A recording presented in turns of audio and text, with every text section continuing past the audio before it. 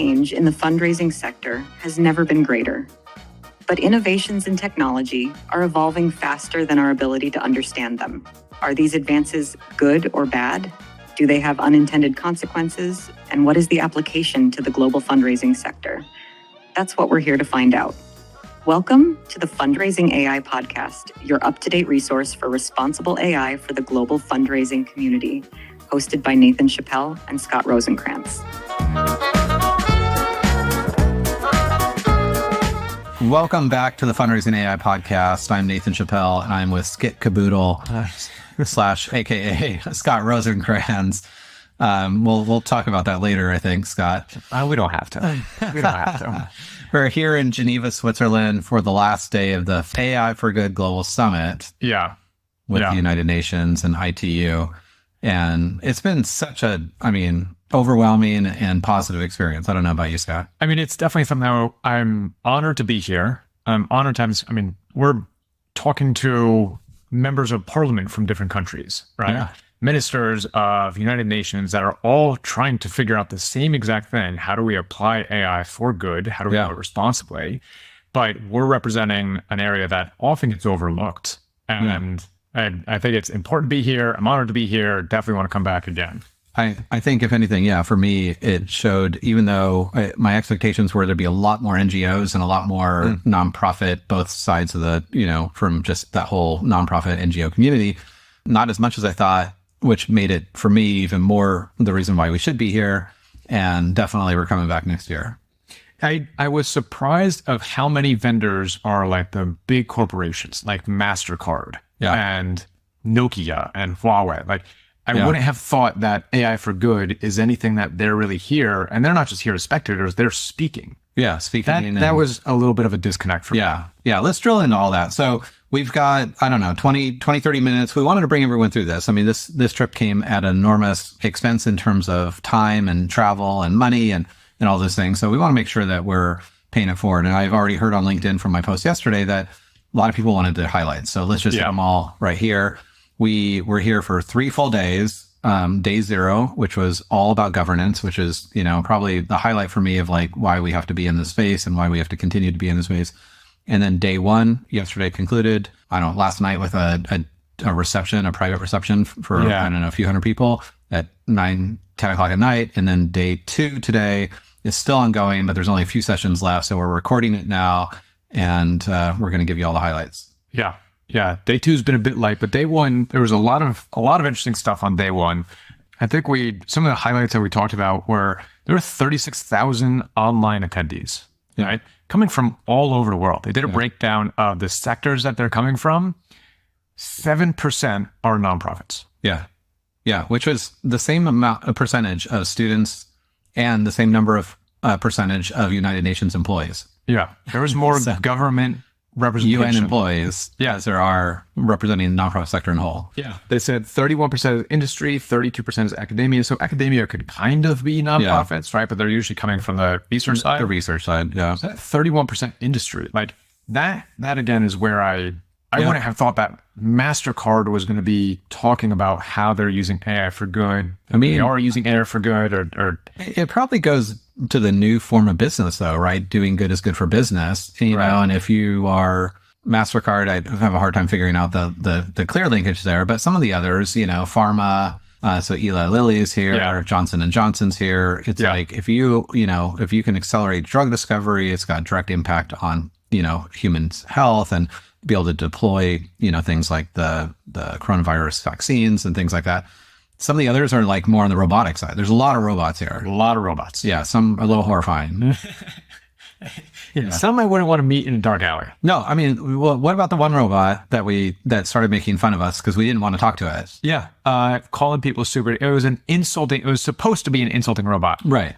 That I have a very hard time trying to connect it to AI for good. Yeah, it might be good for a comedy skit. Yeah, but the guy's like, hey, do you want to talk to the robot? And I'm like, no, thanks. And he's like, you're stupid for not wanting to talk to me. You're like, what? Wait, what? Where am I? What is this, a comedy show? Yeah. Another robot that, we don't have to go into robots too much, but I think they're fascinating. Another robot was sitting at a table and it took me 3 glances before I realized it was a robot. And it was not an attractive robot. And so I think there's a stigma that we're like, oh, if you're going to build a robot, that it should be attractive. And this one was not. And actually, Breaking stigmas. yeah, it was. So gender and from beauty and all those things. So that was interesting. She was a little disturbing though. Like she was sleeping this morning when we came in, and I was like, oh, this is a little creepy.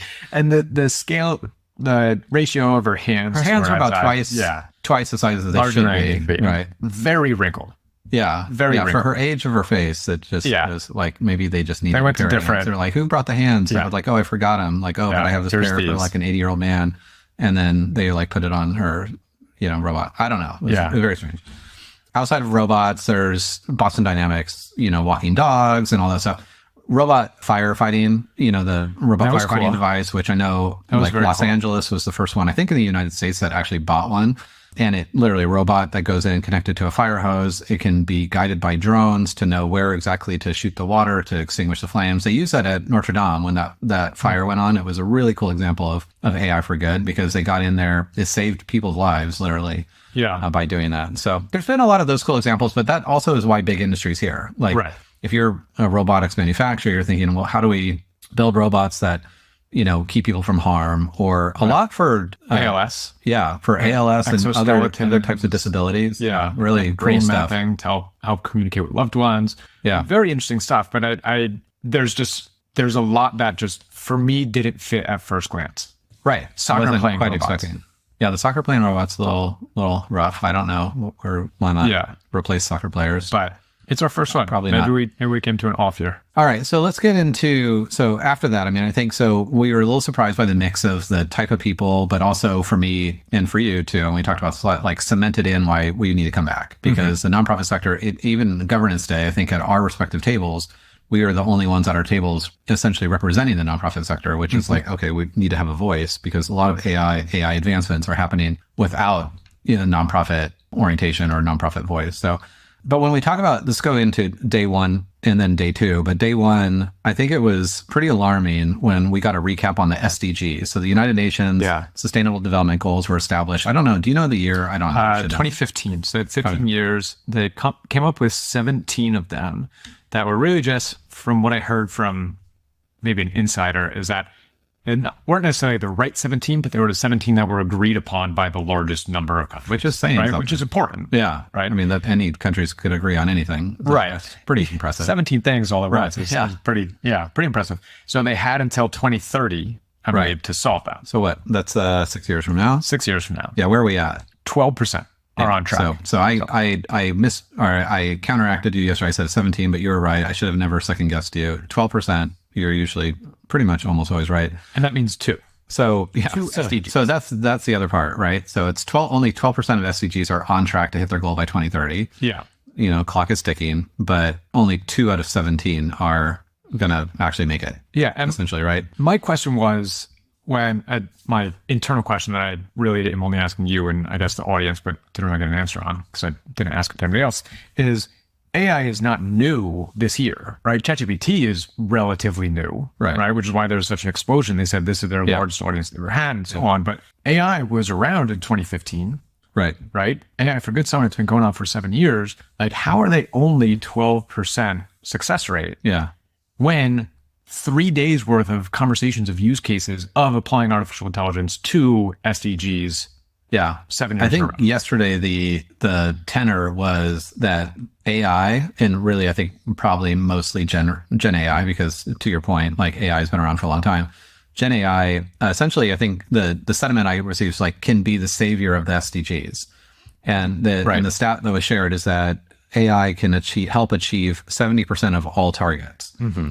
So, it's kind of an interesting thing, right? Because there's a lot of conversation about the promise and perils of AI in general. But in terms of like literally AI being able to rescue the SDGs and somehow get them on track is pretty profound. But also, are they saying that Gen AI is going to?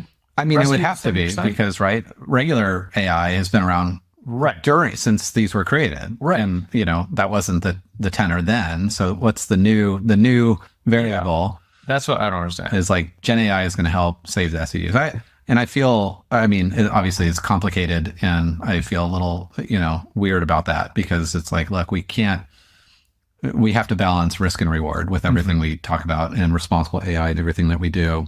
We can't talk out of both sides of our mouth. So on that. And maybe it's compute. Maybe just like the computing power is getting to the point where now. Yeah. I mean, there's the other part though. I mean, a lot of the SDGs are centered around, developing nations, obviously. I mean, in things like gender equity, but like gender equity, the trend, it was shared yesterday. This is actually pretty alarming.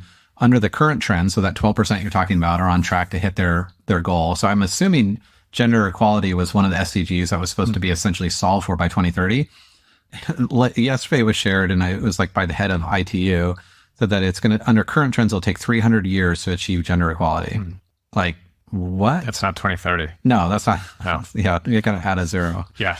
And then the other part to your point about compute power, and we know this, we've known this for a while, 30% of the world's population doesn't have access to electricity. Mm-hmm. So when we hear AI companies saying, like, we want to bring AI to everyone on the planet because it's going to help them in all their areas and be, more economically stable and healthy and all these things, 30%, literally 30% is 2.6 billion people on the planet don't have access to the internet. Right. And so, I was talking to one of our advisory council members, Naya, in Kenya the other day. She asked me if I knew the percentage of people in Kenya that have a refrigerator. And I was like, I knew 30%, didn't have electricity. Only 11%, around 11, I think she said 11 to 15% of people in Kenya have even a refrigerator. So we're talking about like basic necessities, electricity, then probably next to that is a refrigerator so that you can actually have food and keep it from spoiling, or medications and things like that. We've got a long ways to go. Long ways to go. And then, maybe not coincidentally, but Melinda French Gates, she just announced, what is it, a $2 billion fund going towards gender issues. Yeah. So, there is philanthropy kind of offsetting this, and AI is supposed to be offsetting. So just kind of by that alone is an interesting space for, again, us to be here, right? Yeah. They're all going towards the same thing. Yeah. We kind of are working both of these camps, but in this conference, there isn't much of that, how are we putting funds towards their security or more AI development? It's just, let's come up with other use cases. So if you had a guess, based on day one, so we're still on day one, the balance of promise and perils, because we heard lots of use cases, right? Like a lot of positive use cases from ALS and some other areas of like AI is literally transforming human lives in different areas. Then we heard from people like Tristan Harris, who was a bit more like glass half empty in the sense of, as he does, which is like, hey, it's not all roses and sunshine. What do you think the split was, like in your gut of like promise and perils?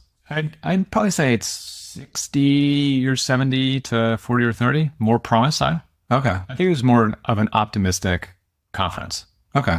I think, what about you? I don't know. Yeah, I tend to be a bigger pessimist than you. So I was going to say probably my gut was 50-50. Yeah. Which honestly, I was relieved by. Like my hope was that it wasn't just like AI is great and everyone should just use it no matter what. So I thought it was a good balance. Whichever in that case, we've seen AI being used for positive ways, like really profound ways. And we do, but there was more, I guess my reaction is there was more conversation around, hey, there's a balance here than I thought there would be. I actually thought it would be way more on the positive side, like 80-90%. If you had asked me before I came, like all these incredible use cases of like AI changing lives and saving SDGs, but there was a bigger dose of reality than I thought.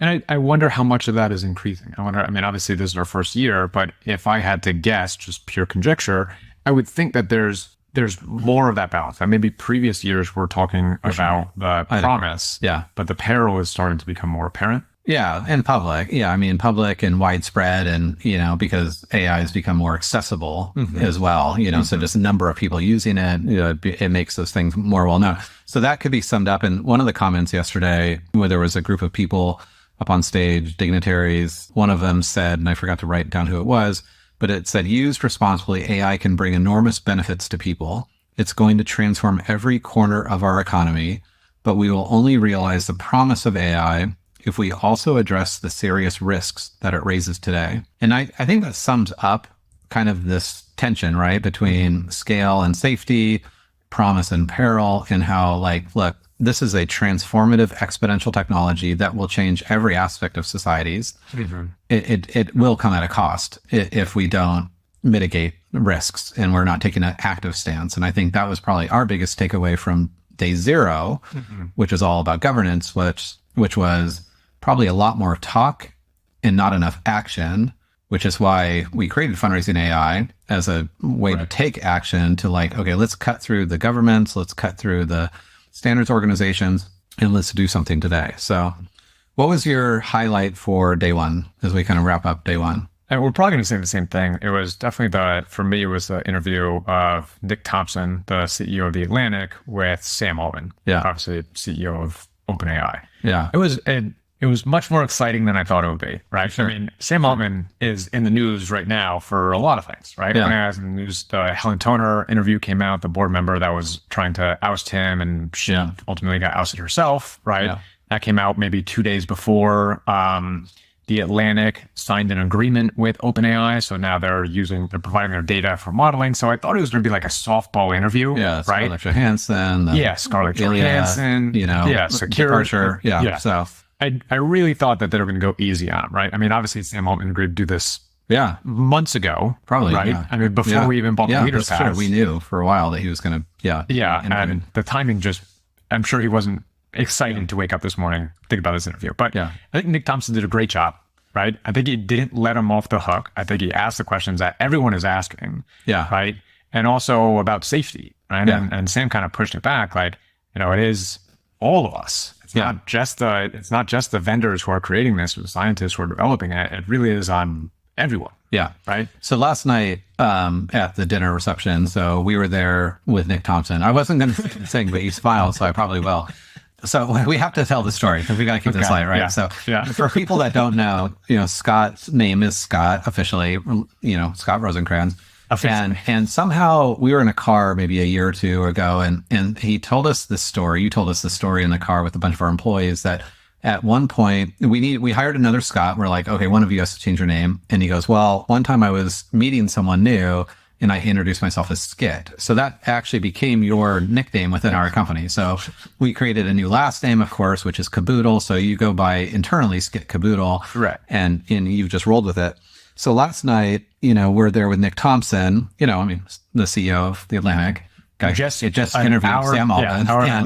And we're like, hi, I'm Nathan Chappelle. And what did you say? I said, hi, I'm Skit. I'm Skit. Yeah. And I said, no, his name is Scott. Yeah, corrected me. So I appreciate that. I have your back. I'm your wingman. Don't forget your name. I saw you muster a smile and kind of stifle that chuckle, but then immediately, as soon as we were done talking to Nick, you said, I'm going to tell our entire team. Oh, yeah. And now every podcast listener. And just a little bit of context. The first time it happened, I was in a line where a neighbor came to our house that we hadn't met yet, and my wife's name is Tiffany, my father-in-law's name is Jim, and the guy we were meeting was named Tim, right? So Tim, I'm Jim, Tim, I'm Tiff, Tim, I'm Skit, right? It just like went in, and I was in my head, I did something similar with this. So I'm Nick Thompson, I'm Skit. It's just like, clearly. I can't meet people that have an I in it. It's called vowel association. It might be a disability. It might be a disability. Yeah, I think you should get special treatment for that.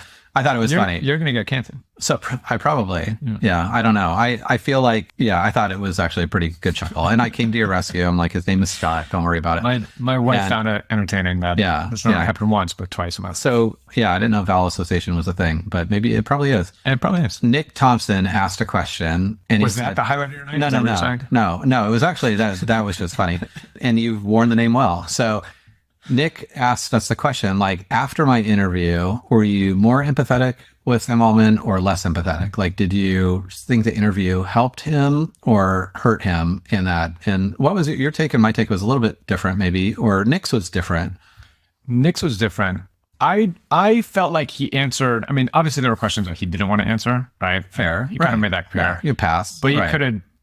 And there's some reasons why you shouldn't, right? I mean, there's actually legal proceedings or, whatever. And you're like, I really can't answer that. Yeah. I do think that in the questions he felt comfortable answering, which were 95% of them. Right. Yeah. He was very thoughtful. And nothing felt like a canned response. None of it. He didn't read off anything. Like he literally was just like authentic. Yeah. Very genuine. You could see him like the wheels turning as he was trying to think of understanding the question and how to respond. So I liked that. I mean, I've seen him talk before, but never in a live interview, right? Yeah. I appreciated that. Yeah, I thought so too. I actually reflecting on it. Of course, you'd love for him to answer some of those the meteor questions of like, what's going to happen with Scarlett Johansson, whatever. But I felt like the same thing. Like I don't think it changed my opinion, because I've had this opinion of OpenAI from the beginning, since it's a super innovative company, is doing groundbreaking things faster than anyone else. And, there's a lot of this, a lot of cool things coming from it. And Nick actually said that he was a bit more empathetic after, and, he had also watched all the pre-interviews and things that Sam has done over the last couple of weeks. So that was pretty interesting. It was a really, really interesting interview. It was awesome to be there live and then have that follow-up conversation with Nick and have you introduce yourself as Skip. And that was just literally a cherry on top. We ended up finishing the day. Woodrow Rosenbaum was in Brussels. He flew over here from, if people don't know, Woodrow is, well, I don't know. He's like Mr. Giving Tuesday. So he and Asha Curran essentially run Giving Tuesday, and he's just everywhere. So it was awesome to be able to have drinks with him and see him. Yeah. And talk about all the stuff. So, okay. Day one is a wrap, I think, right? Promise, Perils, probably, equal balance, or not equal balance, but a bit more on the positive side. The word responsible, though, I thought was used a lot more today. A lot more today. I think that there were a lot more, I feel like each day is getting further and further away from this thought of AI for good. Yeah. Right? And maybe some of the sessions we were sitting in, and to be fair, it's in all the sessions today.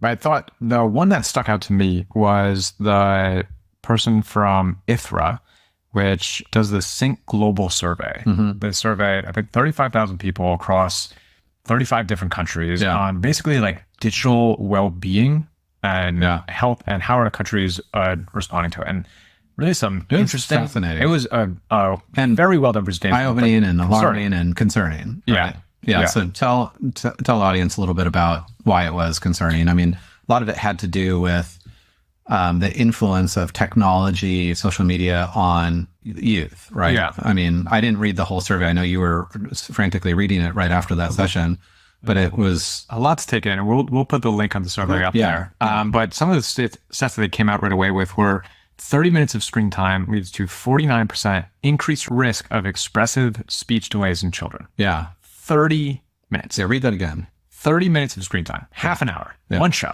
leads to 49% increased risk of expressive speech delays in children. I think that must be 30 minutes a day.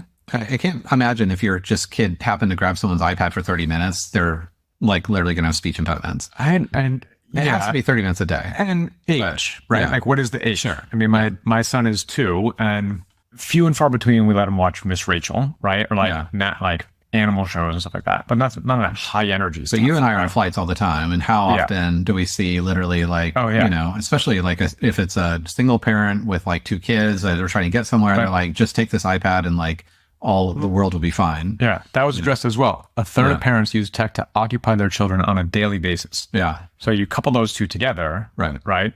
And it kind of becomes the babysitter. Yeah. I thought the one that stood out for me on the same one, it was called Confronting the Digital Paradox, but he said that 53, I think the same study, 53% of Gen Z would rather live without a close friend than their cell phone. So 53% of Gen Z would rather live without a close friend than their cell phone. That was a horrifying, that was on the big screen. And I was like, oh my gosh. And while intuitively, we probably know that's true because, we have this competition for connection going on and people are feeling, isolated and, everything from, depression and anxiety, all-time high, happiness, all-time low, social isolation. But that's a pretty sad statement. That's very More than half of Gen Zers would rather not have a best friend than give up their cell phone. And so very sad. I do think that there's a wake up to a lot of this stuff. Like a lot of these things in the early days of social media were unknown. They're no longer unknown, obviously. I think the social dilemma and, which, Tristan and Hazo are part of, it called a lot of this to our attention for the first time, but pretty amazing. I think the end of that session, I thought hit it home for me though. It said, the way we've been looking at this is really like binary. And this is what Mallory Erickson said when we interviewed her. Like a lot of times we're looking at AI being like good or bad. And he said, we've been looking at AI as this thing of it's either humanity or utility, right? It's like we have to pick. Like it's going to be like, we're going to be all human centric or we're going to be all, technically ruled. And, just changing that word or is to over. So he said the call is for humanity over utility. So we have to coexist, but we have to prioritize humanity over utility. and Right. make a conscious decision to do that and understand, the risks and the rewards and that kind of thing. And some of the examples he was giving are like, do we need our cars to drive us now? Can we wait 5 years? Right. Can we wait 5 years to make sure that we're building technology responsibly, that we're looking at all the consequences of this? Do we need our fridges to order our food, or can we go to the grocery store ourselves for the next 3 years? Yeah. And for me personally, like I'm a early adopter by default, by personal punishment, right? I love all these things, but so I don't want to wait just because but then I also struggle with, well, what's best for humanity, right? Yeah. What's best for my family, myself. Well, that brings us to our last part, which is really, a conversation by the corporate trailblazers around AI. So 3M, MasterCard, Eli Lilly were on stage talking about, their use of AI for good, right? And all those companies do, really big and things that impact humanity. But to your point, this also is themed up is that, we can do these things, but should we? Mm-hmm. And, at the end of the day, the incentives, for money, essentially. So efficiency, money comes from efficiency within organizations. It comes from, scale and growing profit. Every for-profit company is highly incentivized to prioritize scale over safety. Mm-hmm. Like, they're just like, and we can't pretend that doesn't exist. We can't pretend that, capitalism, at least in the US, is just going to be gone, tomorrow, and that those incentives are going to be around for a while. And I think that we have to put less stock in the fact that big companies will save the day, right? Even if they're using AI for good, it's not their motivation. It's not, they might have good intentions, but it's not their incentives to do good as much as it is to scale and then make sure they mitigate harm. And Stuart Russell, the researcher scientist at UC Berkeley, said that for every $1 spent on AI safety, 1,000 is spent on AI capability. Right. Yeah. Which is crazy. So I think, day 2 wrap up for me was, this is really the whole conference wrap up. If I had to break this down into like just a sentence or a couple sentences, is that too much talk, not enough action. Mm-hmm.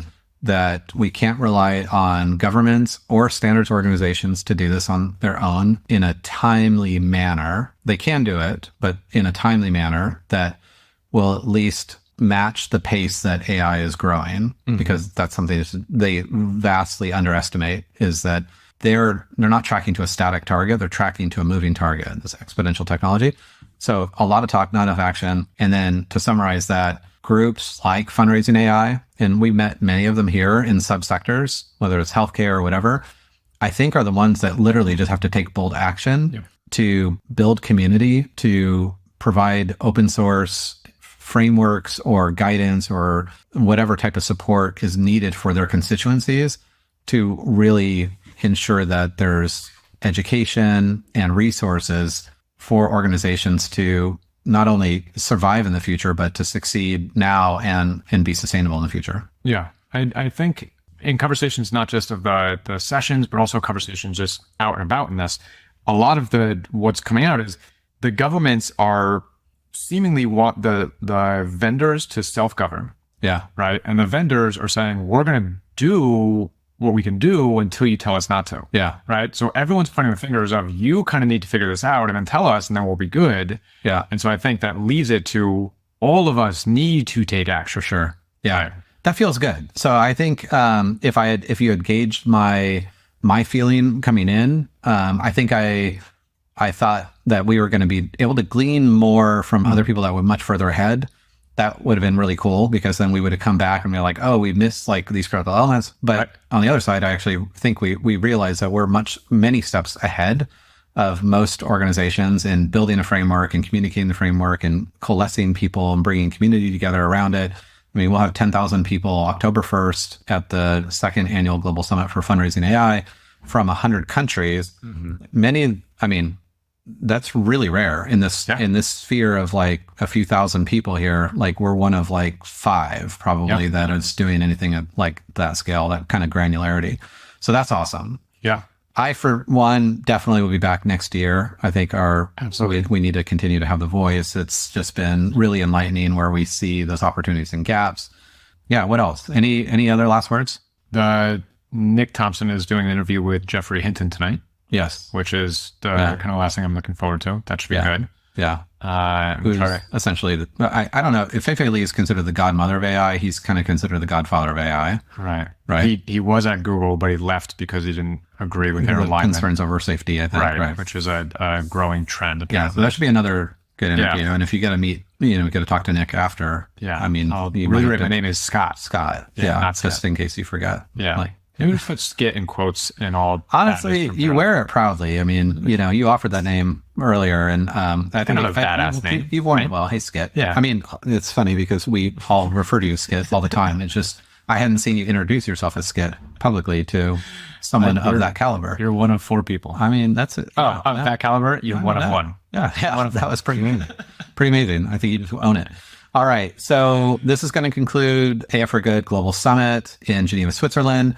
Our next podcast episode is going to be called Angel's episode. Yeah. And Angel's a good friend of mine who has listened to every episode of our podcast. Hey, Angel. And Hey, Angel. Angel. Yeah. Shout out to Angel.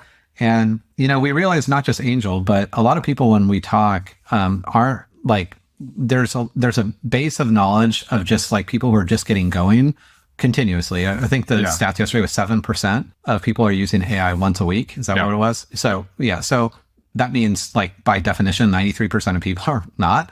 And so we're going to do an episode that is going to break down all of it. So Scott and I do a lot of public presentations, and we basically are taking one of our public presentations, distilling it down into a podcast and start at ground zero, work your way through. And I think it'll be a really great resource. So people will actually be able to learn a lot and actually be able to move forward in their understanding of and practical use of AI. So Yeah. that'll be it for now. Reach out to us on LinkedIn. Let us know what questions you have, what you want us to talk about, discuss, and what we can talk about in this and upcoming episodes. Yeah. If you like this, tell all your friends, subscribe, definitely subscribe, tell all your friends. Even if you don't like it, just subscribe. Well, I mean, what's the harm, right? It doesn't cost you anything.